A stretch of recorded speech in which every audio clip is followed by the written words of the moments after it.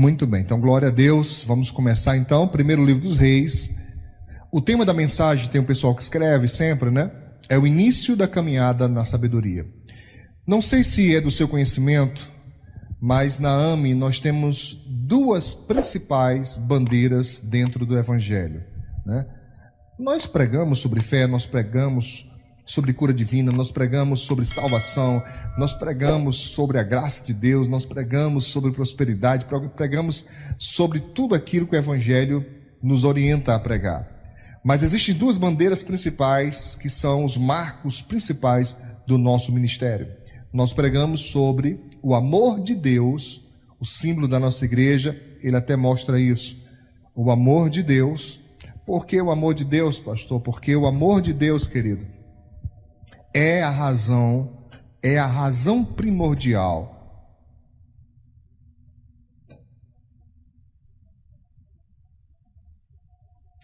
É a razão primordial, né, da nossa salvação. O texto áureo da Bíblia diz: porque Deus amou o mundo de uma tal maneira que deu o seu único filho, para que todo aquele que nele crê não pereça, mas tenha a vida eterna. E pregamos também sobre a sabedoria. Os obreiros vão colocar aí para você ver, tá? Tanto no Instagram quanto no Facebook, eles vão colocar para você. Em Provérbios, Salomão diz: a sabedoria é a coisa principal, né? Para viver bem aqui na terra, a sabedoria é a coisa principal. Note, porque isso é muito importante, tá? Diz mais a palavra de Deus: adquire sabedoria. Com tudo que você tem, adquira sabedoria. Por quê? Porque ela é a coisa principal.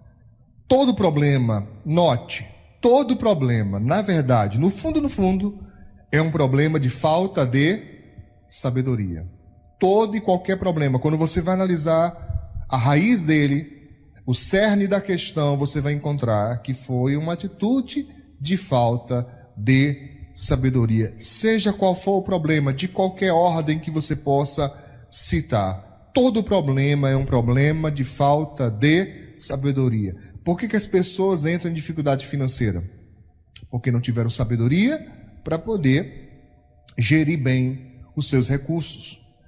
Observe bem, queridos, o princípio, pastor, anota isso. Observe bem o princípio, isso é uma revelação da agora, tá? Que o Senhor está falando. O princípio utilizado por José no Egito. Quando chegaram os anos de fartura, o que José fez? Ele reservou uma parte das bênçãos que Deus estava proporcionando para o seu povo, para os egípcios, né? Porque ele estava no Egito. E reservou uma parte, uma parcela, guardou aquilo para que quando chegassem os tempos de dificuldade, ele tivesse reservas. Essa é uma atitude de sabedoria que nem todos seguem. Enquanto muitos cristãos não atendem a isso, porque tem pessoas, irmãos, que parecem um saco furado. Nem entrei na mensagem ainda. Parece um saco furado. Se ela ganhar R$1.000, ela deve 2. Se ela ganhar 2, ela deve 4. Não tem como, ela consegue viver em aperto, independentemente de quanto ganha, porque a pessoa não consegue administrar.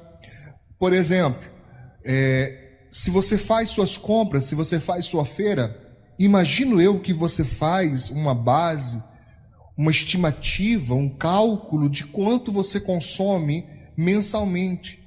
Tem pessoas que são assim. Tem outras que é diferente. Ela compra, mas aquilo que deveria ser utilizado durante um mês não dá 15 dias. E não é porque a pessoa precisou. Por favor, eu não estou dizendo que você deixe de comer, deixe de vestir, deixe de calçar para guardar dinheiro. Não é esse o princípio que eu estou me embasando aqui. Mas estou dizendo que você conhece, você deve ter ouvido falar, ou talvez mesmo seja você uma das pessoas que não tem o mínimo de controle, tá? Você é aquela pessoa, ou conhece alguém que é uma pessoa que nada chega na sua mão, a pessoa consegue gastar tudo. Então, se ela vai, por exemplo, fazer um almoço que na mão de outra pessoa renderia, daria para todo mundo, e talvez sobraria até para o jantar, para aquela pessoa não dá, porque ela estraga tudo. Então José, ele teve uma revelação de Deus que nós deveríamos também ter, de reservar um pouco, quando possível. Claro, eu reconheço que em alguns momentos da vida, nós só temos aquilo que é o de custo limitado, só dá para aquilo, não dá para guardar. Se guardar, vai faltar. Não é esse o caso a qual me refiro. Existem momentos da vida e situações que nós só temos o necessário, mas isso não é para sempre na vida de ninguém, pelo menos não deve ser. Mesmo que você atravesse momentos de escassez, mesmo que você atravesse momentos de necessidade, um dia tem que melhorar, meu irmão. Um dia a coisa tem que, ser diferente. E eu percebo que algumas pessoas que nem sequer leem a Bíblia descobriram esse princípio e aplicaram em suas vidas esse princípio. E são pessoas que conseguem, com o mesmo salário, viver um pouco melhor do que outras. Que coisa interessante. Ela ganha a mesma coisa, mas consegue viver melhor do que outros que ganham igual e sem passar necessidade. Eu não estou me referindo àquelas pessoas que deixam de comer para guardar dinheiro no banco. Eu não sou e não estou ensinando ninguém a ser daquelas pessoas idólatras do dinheiro, tá? Não é isso que eu estou falando, de forma nenhuma. Mas há princípios de sabedoria que fazem a nossa vida ter um novo rumo. E é sobre essas coisas que eu gostaria de comentar com você. Mas aproveito, já que o Senhor falou aqui no meu coração para transmitir para você. Eu gostaria que você dissesse para nós aí, escreve aí para nós, o que você acha? Você acha que existem pessoas que conseguem viver melhor porque tem um controle melhor de suas finanças? Sim ou não? Qual a sua opinião? Se elas conseguem, por que elas conseguem e outros não conseguem? Entende? Então, todo problema, eu repito, no fundo, é um problema de falta de sabedoria. Por que casais chegam ao divórcio?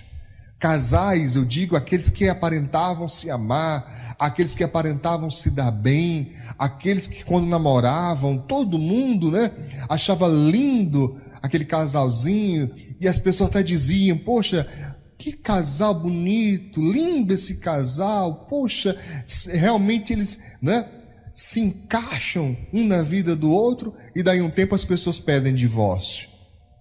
Por que será? Será que porque depois que casaram, mudaram? Não, irmãos.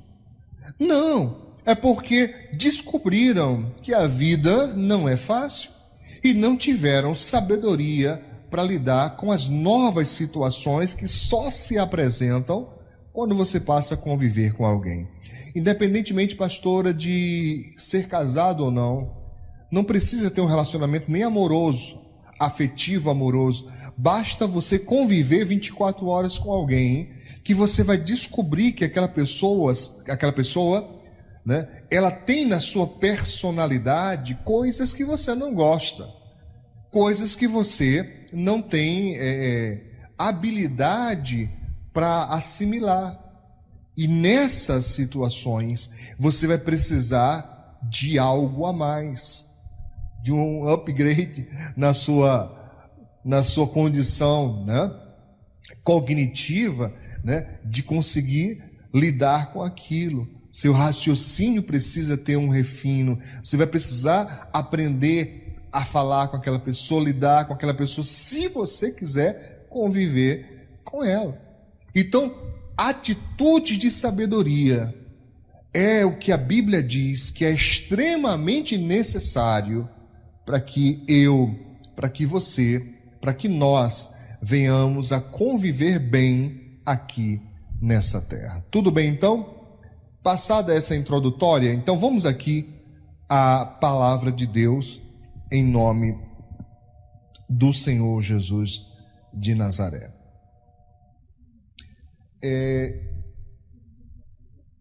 Não precisa, mas não pode interromper, senão tem raciocínio. Eu preciso da Bíblia, esqueci de trazer. Trouxe só as anotações, esqueci de trazer aqui. Tá. Bem rapidinho, pastora. Cometi aqui uma falha, irmãos, que eu trouxe minhas anotações, mas esqueci de trazer para acompanhar com vocês, né, o texto aqui da palavra de Deus. Mas a pastora vai pegar aqui para mim rapidinho, em nome do Senhor Jesus de Nazaré. Enquanto a pastora pega, coloca aí para mim nos comentários, o que você acha? Você concorda ou você discorda disso? Tá. Será que nós precisamos de atitudes de sabedoria?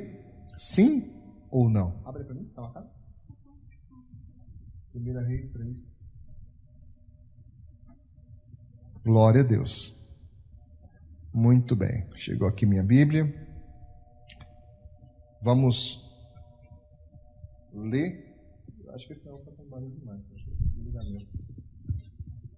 Vamos então aqui ao que nos diz a palavra de Deus em primeiro livro dos Reis, capítulo 3, né? Em nome do Senhor Jesus.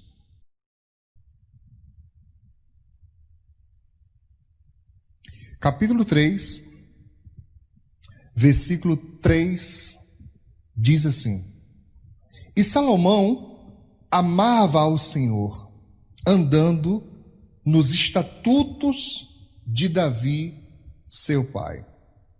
Ele amava a Deus, e segundo aquilo que Davi, o rei Davi, ensinou, colocou como estatuto, como lei, como rei, né, que era Davi, e como pai, Salomão pega aquilo e coloca na sua vida para obedecer.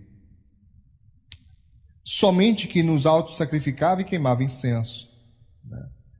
Versículo de número 4 diz: E foi o rei a Gibeão para lá sacrificar, porque era aquele o alto grande, 1000 holocaustos sacrificou Salomão naquele altar. E em Gibeão apareceu o Senhor a Salomão de noite em sonhos e disse-lhe Deus: Pede o que quiseres que te dê.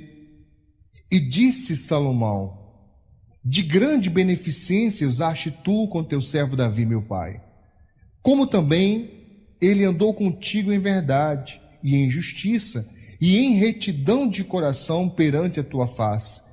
E guardaste-lhe esta grande beneficência.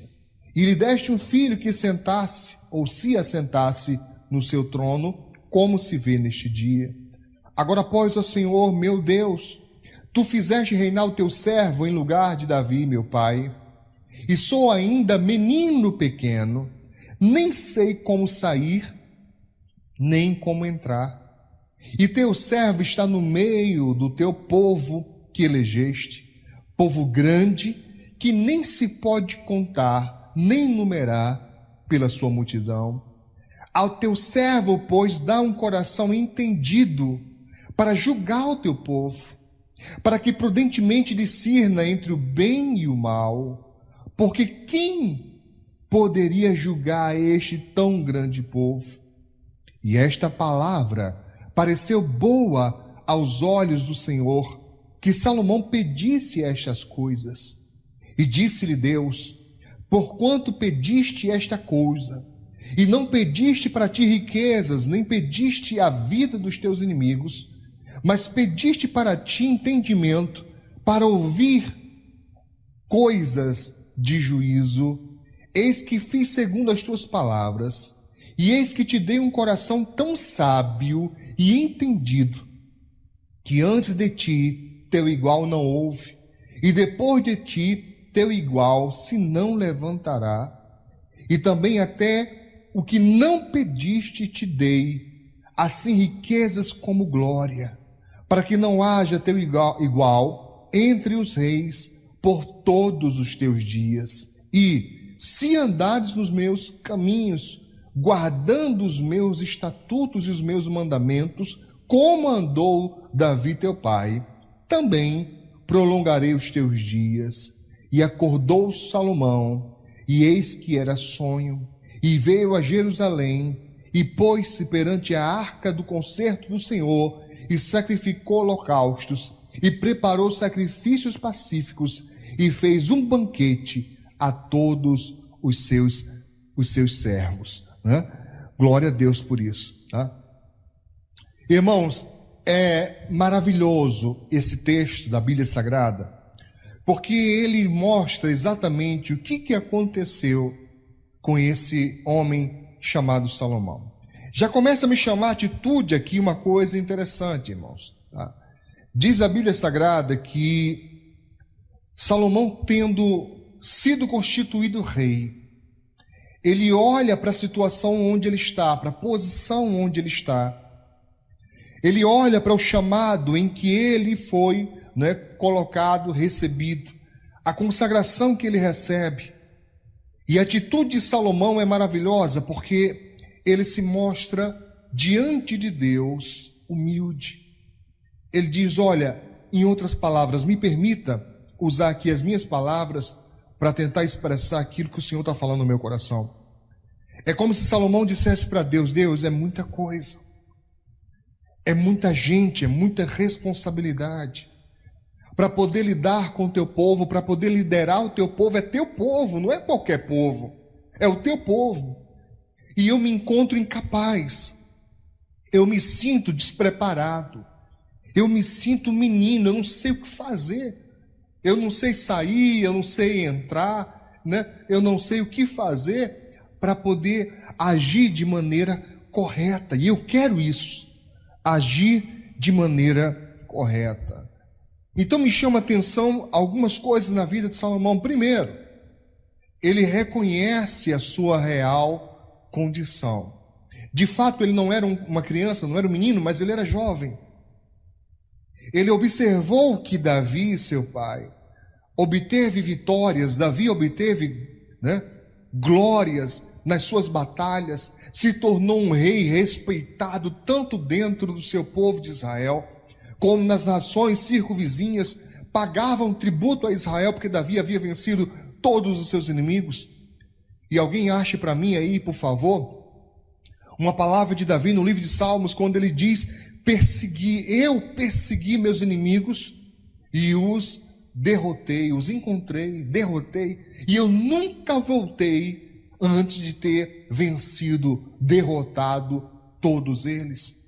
Significa dizer o quê? Que Davi, ele não esperou que o problema viesse contra ele, lhe atacar. Pelo contrário, quando ele assume o reino de Israel estava rodeado de guerra.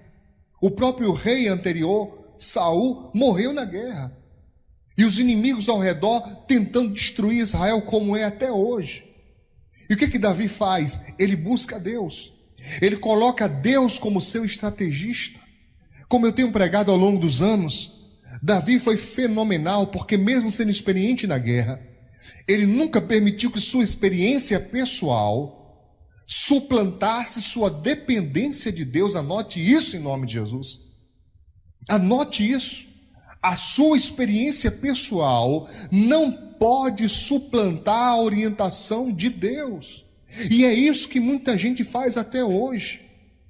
Não, mas eu acho, meu querido, não tem achismo no relacionamento com Deus. O relacionamento com Deus se baseia em amor e obediência. Então veja, Davi era vencedor porque mesmo sendo estrategista, mesmo sendo um guerreiro hábil, ele perguntava a Deus, Senhor, como é que eu faço para vencer? Eu ataco pela frente, pelos flancos, eu retrocedo, ataco pela retaguarda dos inimigos, por onde eu vou? Davi costumava perguntar a Deus, se eu for, o Senhor vai me dar vitória? Eu vou vencer esses inimigos? E essa é uma das razões pelas quais Davi sempre vencia as suas batalhas. E essas experiências findaram sendo passadas também para Salomão. Ele também observou isso, que Davi consultava a Deus. E a sua primeira atitude como rei foi essa: reconhecer, eu não tenho condições. Não dá para me fazer sozinho. Não tenho como resolver isso só. E ele então vai e pergunta a Deus. Ele chega para o Senhor e diz, Senhor, olha, eu não tenho condições. Eu sou um menino pequeno, não sei como sair, não sei como entrar. Né? O rei naquela época também detinha, né, o poder do juízo, ele julgava as causas. E Salomão diz: como que eu vou julgar essa gente? Como que eu vou fazer para julgar esse povo? Porque é teu povo, em primeiro lugar, é o teu povo. Se eu fizer mal ao teu povo, de alguma forma eu vou estar enrolado, eu vou pagar por isso. E além de ser teu povo, é um povo numeroso. São muitas questões, são muitos problemas, eu não tenho condições de levar todas essas cargas sozinho. Eu preciso da tua ajuda, então me ajuda, me dá sabedoria, é o que eu quero. Irmãos, Deus se apresentou para Salomão, porque Salomão chama a atitude de Deus com a sua entrega. Ele oferece a Deus 1000 sacrifícios, 1000 holocaustos. E Deus, não é pela quantidade de animais mortos, não é pela questão financeira, mas o desprendimento de oferecer a Deus o melhor, como aconteceu com Abel. Oferecer a Deus o melhor chamou a atenção de Deus. E Deus então diz: olha, rapaz, o que você quiser,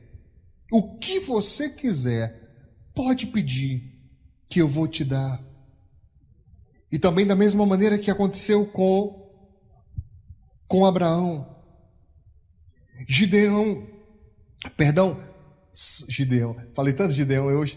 Salomão, ele não se aproveita de Deus, porque ele poderia ter dito: olha, Deus, eu quero ficar rico, quero ter muito dinheiro, quero ter todas as mulheres, quero que meus inimigos tudo morra. Fosse o que fosse, Deus diz: peça o que você quiser.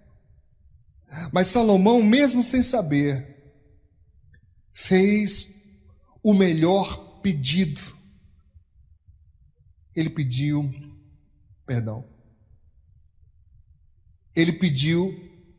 sabedoria.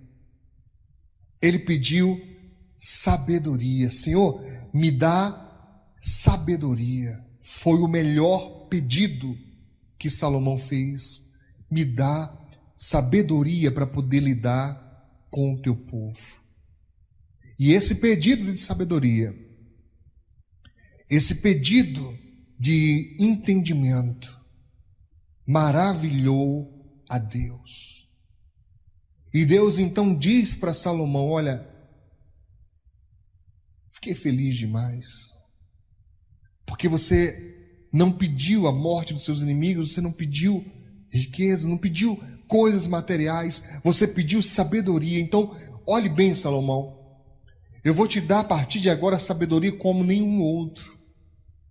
Nenhum homem antes de você teve tanta sabedoria, e depois de você ninguém mais vai ter. E vou te dar o que você não pediu. Aquilo que você nem pediu eu vou te dar, porque eu vou te dar riquezas. Eu vou fazer o teu nome, sabe, especial. E se você, e é aí que eu gostaria de chamar a sua atenção, esse se de Deus, porque sabedoria ele teria, riquezas ele teria, mas Deus coloca aqui uma condição: se você me obedecer como seu pai me obedeceu, se você seguir a minha lei, além de tudo isso, eu ainda vou te conceder muitos anos. Por que Deus fala isso? Porque o viver muito estava condicionado a uma outra lei, a lei de honrar os pais. Honra teu pai e tua mãe, para que te prolonguem os teus dias sobre a terra. É como se Deus dissesse a Salomão: Salomão, escute só uma coisa. Você vai ter que desfrutar dessas coisas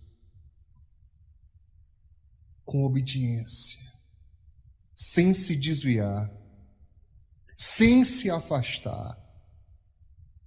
E aqui, meu querido irmão e irmã, eu preciso chamar a sua atenção. eu preciso que você compreenda uma coisa importantíssima. A primeira delas é sabedoria. Eu tenho dito ao longo dos anos de mensagem que existe uma diferença clara, contundente entre inteligência e sabedoria. Inteligência, como eu tenho dito, é a capacidade, né, cognitiva de você abstrair informações do meio, de você armazenar essas informações e acessá-las com rapidez. Isso é inteligência, a grosso modo. Mas sabedoria significa dizer saber fazer boas escolhas. Saber responder de maneira coerente, correta. E muitas pessoas têm abandonado isso. Muitas pessoas. Por mais que você tente ensinar, por mais que você tente fazê-las entender, parece que há um bloqueio espiritual na vida de muita gente que não consegue entender isso. Tá? Atitudes de sabedoria. Por quê? Porque tem preço. Há um preço a ser pago. Para que você tenha sabedoria, você precisa buscar sabedoria. E a sabedoria, pastora, diferentemente da inteligência, a sabedoria, ela só vem com experiência. A sabedoria vem com experiência. Você vê alguém passar, ou você mesmo passa, e dali você abstrai o que é importante. Em uma das mensagens antigas que pregadas há dias atrás, eu falei que o inteligente, ele apanha, mas por ser inteligente, ele aprende. O sábio, só em ver o inteligente apanhar, já aprende. Ele não precisa passar pelo problema, não precisa passar pela dor para poder ter essa experiência. Só em ver o outro, ele já tem a experiência e diz: eu não vou fazer isso não, que isso não vale a pena, isso não é bom para mim. Mas enquanto nós temos falado, enquanto nós temos pregado, que é importantíssimo ter atitude de experiências, de sabedoria, que é importante ter atitude de sabedoria, você observa que muitas pessoas nem sequer ligam com isso.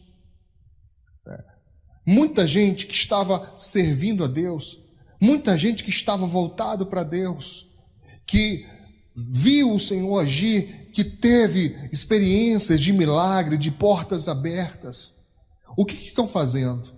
Quantas delas já abandonaram a Deus? Quantas delas já fizeram aliança com o pecado? Já deixaram Deus de lado? Quantas delas já partiram para outros princípios? Eu vou dar um exemplo que eu estava conversando ontem com a pastora. Eu estava pregando esses dias, irmãos, eu estava dizendo: olha, eu sou Ricardo Sabino falando, eu sou um tipo de pastor que não faço nenhum esforço para aparentar a perfeição. Eu não faço, nenhum esforço para que as pessoas me idolatrem, que as pessoas olhem e falem assim: ah, que homem, que maravilha. Não, eu sou o que sou em qualquer momento. Se eu gosto, as pessoas percebem. Se eu estou desgostoso com alguma coisa, as pessoas percebem. Eu não faço questão nenhuma de esconder. E eu dizia: quantas pessoas vão se dar mal até Jesus voltar? Por quê? Porque idolatram. Idolatram pastores, idolatram lideranças, né? Idolatram como se as pessoas fossem o suprassumo da perfeição. E eu falei: que coisa perigosa. Por quê? Porque a Bíblia não recomenda isso, dizendo: maldito o homem que confia no homem, não é no outro não, como alguns andam dizendo por aí não, viu? Maldito o homem que confia no outro. Não é assim que a Bíblia diz. Maldito o homem que confia no homem significa dizer na força humana, na pessoa humana. Uma vez a pessoa chegou para mim, não sei se você está conseguindo me entender. Alguém chegou para mim e disse: pastor, você não confia em mim não? Eu falei assim: eu não. Tá? E a pessoa tomou um susto: confia em mim não, pastor? Eu disse: eu não. Eu não confio nem em mim, querido. A pessoa, como assim, pastor? Não confio nem em si próprio. Eu disse simples. A Bíblia diz, nos alerta, que o coração do homem, coração humano, é desesperadamente corrupto e só tende ao que é mal. E a Bíblia não disse o coração dos infiéis. A Bíblia não diz o coração dos incrédulos. A Bíblia não diz o coração de quem é ateu. A Bíblia diz o coração do homem, sem distinção. É desesperadamente corrupto e só tende ao que é mal. Isso quer dizer que eu não posso confiar nem no meu próprio coração, porque às vezes você tem impulsos, às vezes você tem vontades, e se você der vazão a esses impulsos, se você der vazão a essas vontades, você vai sofrer, porque você vai dizer coisas que você não deveria ter dito, você vai sentir coisas que nem deveria estar sentindo. Por quê? Porque passou dos limites em dado momento, tá? Passou dos limites. Então é importantíssimo, né, que você procure entender que a atitude de sabedoria é coisa da Bíblia e é a coisa principal.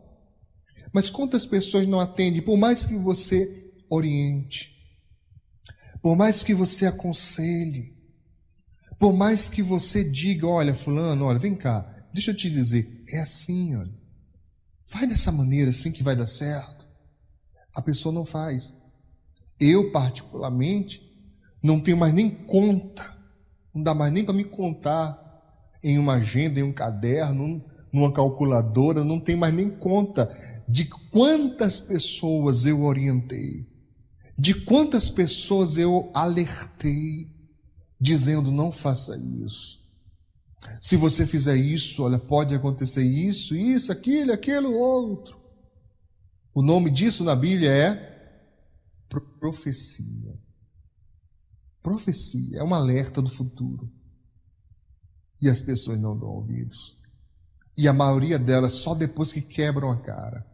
Só depois que a coisa dá errado. Só que depois que a coisa vai para o fundo do poço, é que chegam, e algumas delas nem reconhecem, nem dizem, eita pastor, bem que você falou. Não. E nem me importo, não tenha isso como uma necessidade minha, que eu preciso ouvir reconhecimento de derrota de ninguém, eu não tenho essa necessidade, mas eu estou falando no âmbito geral, que as pessoas nem sequer chegam, né, para... Eita pastor, não. Fica lá quietinha, faz de conta que não aconteceu nada, como dizem os jovens aqui na nossa igreja, fingem demência, né?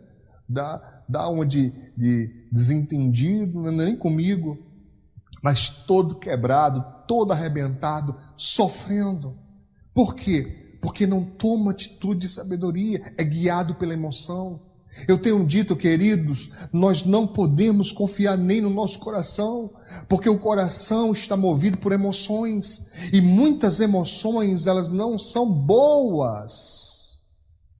Você imagina se você responde a alguém motivado por raiva, se você responde a alguém motivado por revolta, por mágoa, será que as palavras que sairão da sua boca serão boas palavras? Serão boas palavras. Quantas pessoas que estão me assistindo agora e outras que assistirão ao longo dos dias vão parar para pensar nesse momento de atitudes que tomaram lá atrás, que têm repercussões até hoje. Se não tivessem se envolvido com aquela pessoa, se não tivesse aberto a caixa das suas emoções para a pessoa errada, se não tivesse tomado atitudes drásticas, erradas com pessoas que lhe amavam, estariam vivendo até melhor hoje. Para pensar, queridos, quantas relações nunca mais poderão ser as mesmas por falta de atitude de sabedoria. Eu sinto ter que lhe dizer isso hoje, nem gostaria, mas preciso te falar. Talvez existam situações que nunca mais possam ser solucionadas e resolvidas. Porque foram tão profundas, foram marcas tão profundas, que não dá mais para ser como era antes. Uma aliança, um anel, é um exemplo disso. Se ele partir, e você depois conseguir alguém que possa soldar, ele vai juntar novamente. Mas nunca mais será o mesmo. Haverá sempre uma marca. Haverá sempre uma memória, um registro. Há pessoas que dizem por aí afora: quem perdoa e esquece. Só, meu Deus, só misericórdia. Filho, isso é uma das mentiras mais antigas do mundo. Quem perdoa esquece. Mentira! Só se a pessoa tiver algum problema neurológico, psicológico, só se a pessoa tiver algum trauma, né, cerebral, encefálico, para ela esquecer. Caso contrário, se as faculdades mentais dela estiverem intactas, ela vai lembrar. Ela pode perdoar, mas perdoar não é esquecer. Perdoar é dar uma nova oportunidade, é dar uma nova chance de seguirem. Mas quantas pessoas já receberam a primeira, a segunda, a terceira, a quarta, a quinta, a sexta, a sétima e por aí afora? Quantas pessoas continuam magoando e magoando e magoando e magoando e querem perdão, perdão, perdão? Meu querido irmão, eu preciso te falar.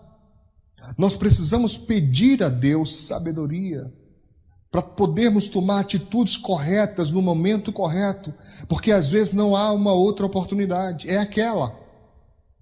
O momento exige uma atitude naquele momento, e se você fizer errado, você vai ter consequências. Se você estiver certo, você possivelmente agir certo, agir da maneira correta, agir com sabedoria, você talvez vai colher os louros dessa vitória. Mas se você agir errado, talvez você prejudique uma situação que já era difícil, uma situação que já era ruim.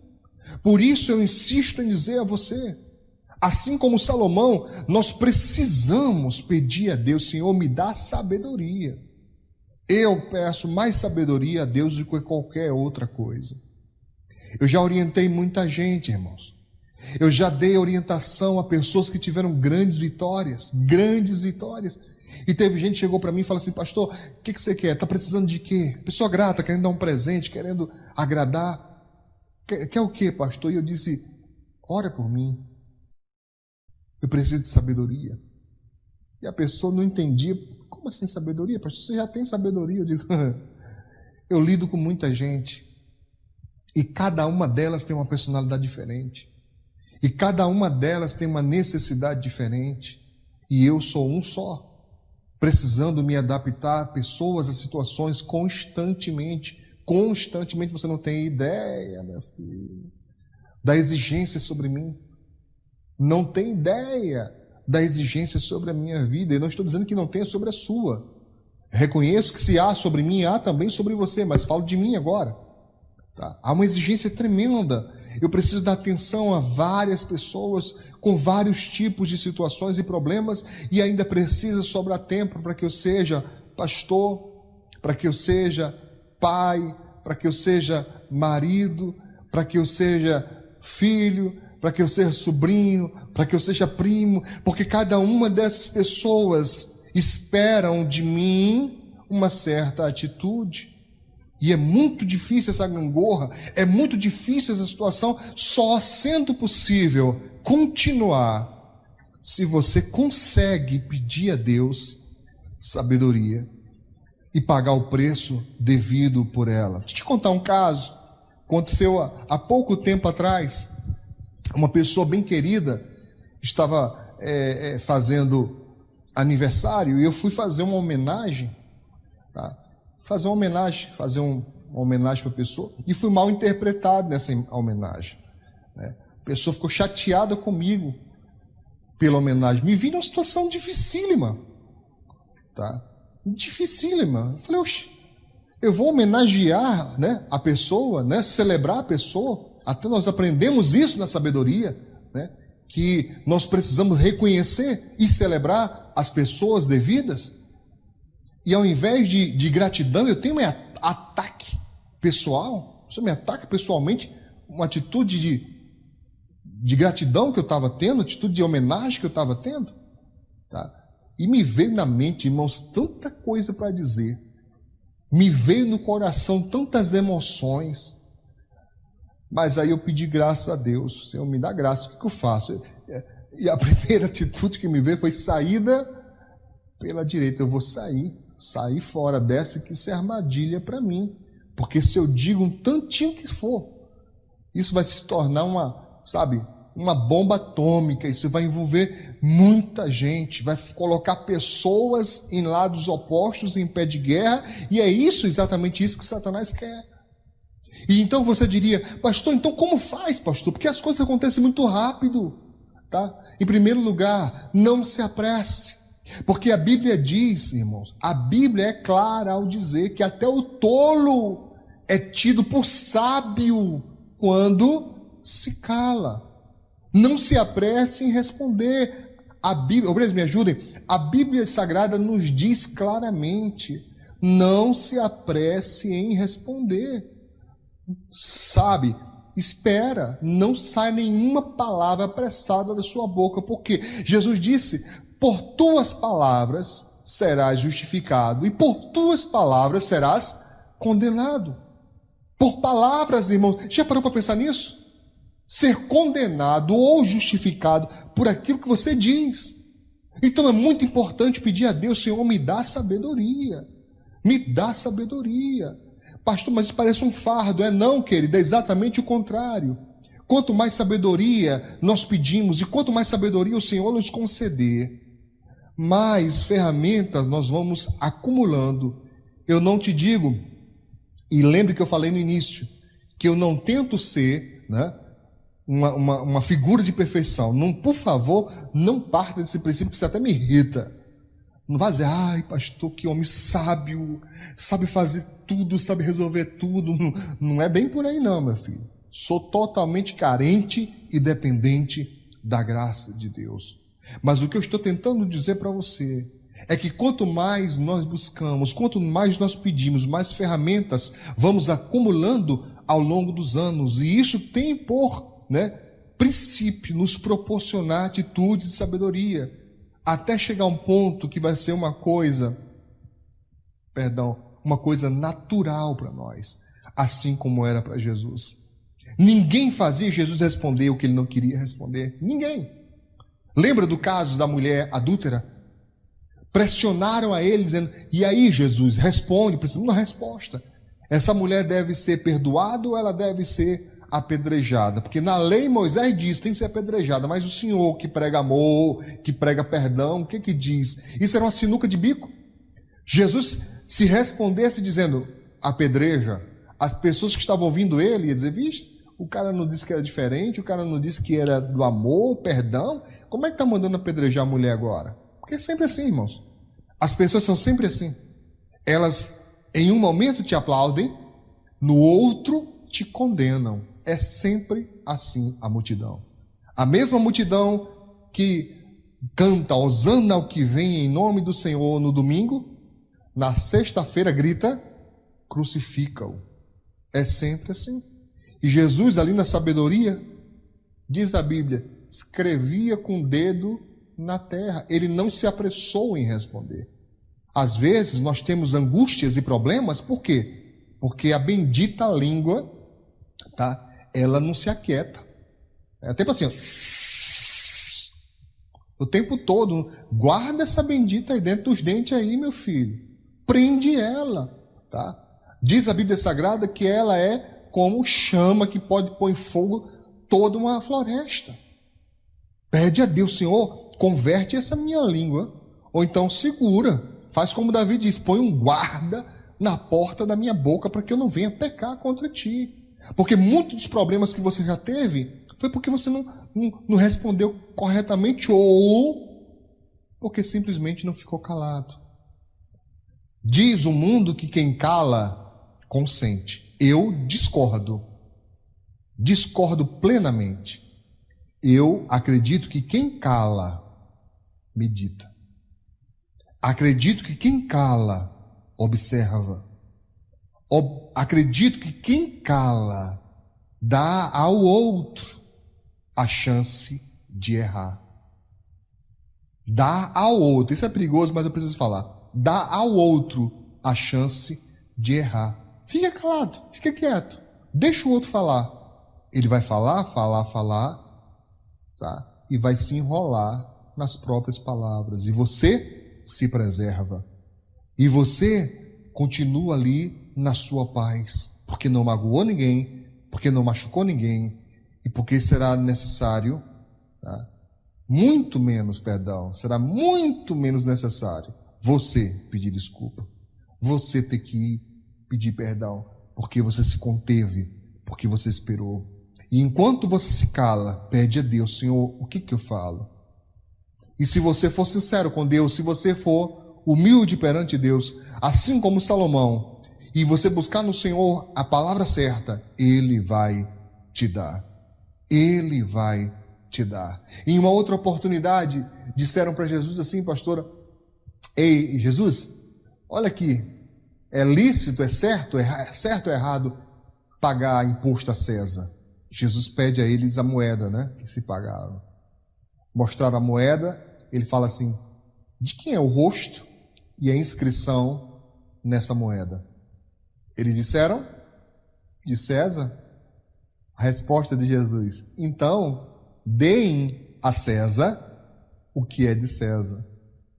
Deem a César o que é de César. E eu, irmãos, como já falei na igreja, os jovens ficaram me mostrando vídeos de brincadeira. Aí tem um vídeo lá que eu não sei bem, é um negócio de rap, é um negócio de batalha de rap. Aí um fala uma coisa, né? E deve ter sido uma coisa muito forte, que eu também não entendi nada. Eu sei que vem voando um óculosinho assim, cai no rosto dele, um óculos digital, e a galera atrás, como quem diz assim, arrebentou. E minha imaginação é muito fértil, né? Acabou aqui, pastor. A minha imaginação é muito fértil. Eu imagino exatamente isso. Cada resposta dessa, os anjos vibrando, né? E os demônios tudo xoxo, derrotado, porque Jesus não se permitia cair nas armadilhas. Não se permitia que a sua boca lhe condenasse. Toda vez que Satanás o confrontava, toda vez que Satanás armava para ele uma armadilha, ele saía de maneira majestosa e fenomenal como vencedor. Tá bom então, querido? Então, meu desejo maior é que você entenda: todo problema é um problema de falta de sabedoria. Então, que você tenha essa humildade de perguntar a Deus: Senhor, em que? Me mostra. Em que eu estou agindo sem sabedoria? Qual foi a porta que eu deixei aberta para o inimigo avançar? Onde eu permiti, né, que o mal avançasse? Porque está escrito, e eu creio na palavra de Deus, está escrito: o avisado indica duas coisas. Indica a pessoa esperta, atenta, como diz o evangelista Manuel, ligeiro, pessoa ligeira, né? A pessoa ali atenta, né? E também indica aquele que recebeu o aviso, recebeu o alerta. Diz a Bíblia: o avisado, os meus obreiros vão colocar, o avisado vê o mal e se esconde, ou seja, sai fora, rapa fora. O avisado não fica enfrentando, né, o mal, ele rapa fora, meu irmão. Ele rapa fora. Vê a armadilha, mal no sentido de armadilha, né? Mal não é no sentido das forças das trevas, que ao diabo nós resistimos, nos submetemos a Deus, resistimos ao diabo. Diz a palavra de Deus, é assim que nós fazemos, tá certo? Mas em relação às armadilhas do diabo, meu irmão, a gente recebe o aviso, sai fora. Diz a Bíblia Sagrada: o avisado vê o mal e se esconde. O tolo, o nércio, o louco, ele enfrenta e sofre a pena, a penalidade. Ele se arrebenta. Então isso é um alerta para nós. Atitudes de sabedoria. Peça a Deus as atitudes de sabedoria para lidar com seus filhos. Ele vai te dar estratégias corretas. Peça a Deus atitudes de sabedoria para lidar com seu marido ou com a sua esposa. Deus vai te dar as estratégias. Peça a Deus atitudes de sabedoria para lidar no seu trabalho. O Senhor vai te fazer prosperar como fez com José. Peça a Deus atitudes de sabedoria para saber viver em família, principalmente nesse momento de tanta pressão, de tanta angústia. Peça a Deus sabedoria. E diz a Bíblia Sagrada, Ele dará liberalmente a todos aqueles que lhe pedirem. Amém? Então, glória a Deus por isso, que você possa guardar isso no seu coração, meu irmão, minha irmã, e que você possa viver atitude de sabedoria em nome do Senhor Jesus. Glória a Deus. Amém? Muito bem. A hora já avançou, nós já vamos direto para a oração em nome de Jesus, e eu acredito que o Senhor fará coisas grandiosas na nossa vida em nome de Jesus. Eu só tenho mais um pedido a fazer. Não temos sido atendidos, né? Poucos têm atendido, mas alguns estão sendo tocados por Deus. Meu pedido é, se você quer incentivar o nosso ministério, se você quer nos apoiar e continuar a pregar o Evangelho, a ensinar esse tipo de coisa que nós temos falado por aqui, se inscreva no nosso canal no YouTube. É uma forma de você abençoar o meu ministério. Se inscreva lá, o pessoal vai colocar o link aí, Pastor Ricardo Sabino. Basta você clicar lá em se inscrever, compartilhar os vídeos lá com seus amigos, nas suas redes sociais. Isso vai me ajudar a divulgar o Evangelho. Tenho certeza. Pastor, a Bíblia Sagrada diz, aquele que dá um copo d'água a um profeta, na qualidade de profeta, reconhecendo que aquela pessoa é um servo de Deus, vai receber um galardão de profeta. Se você me ajudar, meu irmão, a pregar o Evangelho, toda alma que eu ganhar, o galardão não é só meu, é seu também. Está na Bíblia. É seu, compartilhado com você, porque você me ajudou a fazer isso. Você me ajudou a pregar o Evangelho. Eu estou aqui pregando o Evangelho, a pastora está aqui pregando o Evangelho, e você está aí de apoio. Você está dando a sustentação, você está dando o alicerce, você está dando aí os recursos para que nós venhamos a fazer isso em nome do Senhor Jesus. Se eu estou aqui agora pregando o Evangelho, é porque as pessoas da nossa igreja, os membros da Assembleia Mundial Evangélica, investem, os membros da AMA investem na minha vida para que eu pregue o Evangelho. E através da sua vida nós vamos alcançar outras pessoas. Então, em nome de Jesus, me ajude, né? Compartilhe lá com seus amigos, com seus parentes. Fala assim, olha, se inscreva aí no canal do pastor. Vamos ajudar o homem de Deus a ampliar, né, essa rede de comunicação, essa rede social. Vamos ampliar essa rede de amigos, de família, né, que estão pregando o Evangelho. Se você puder fazer isso, investir um pouco do seu tempo nisso, você já vai estar me abençoando bastante no nome de Jesus.